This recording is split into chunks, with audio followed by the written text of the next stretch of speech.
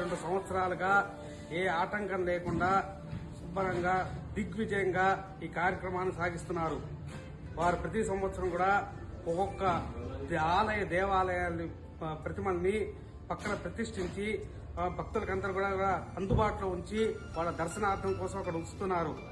పోయిన సంవత్సరం వెంకటేశ్వర స్వామి వారి విగ్రహాన్ని ఇక్కడ ప్రతిష్ఠించి తిరుమల వెంకటేశ్వర స్వామి ఇక్కడే వచ్చి ఉన్నాడన్నట్టుగా ఇక్కడ ప్రతిష్ఠించి భక్తులందరికీ కూడా అందుబాటులో ఉంచి వాళ్ళందరికీ దర్శనానికి కూడా వీలు కల్పించారు. అలాగే ఈ సంవత్సరం జ్యోతిర్లింగాలకి పోలేని వాళ్ళు ఎవరైతే ఉంటారో చాలా మంది పోలేకపోవచ్చు. ఆ పోలేని వాళ్ళందరూ కూడా ఇక్కడికి వచ్చి దర్శనం చేసుకుని జ్యోతిర్లింగాలను కూడా చూసుకొని ఆ స్వామివారి కృపకి పాత్రలు కావాలని చెప్పి భక్తులందరికీ విజ్ఞప్తి చేస్తూ అందరూ కూడా వచ్చి స్వామివారిని దర్శించి స్వామివారి కృపకి పాత్రలు కావాలిగా కోరుకుంటూ మనవి చేసుకుంటున్నాం. జై గణేశాయ నమః.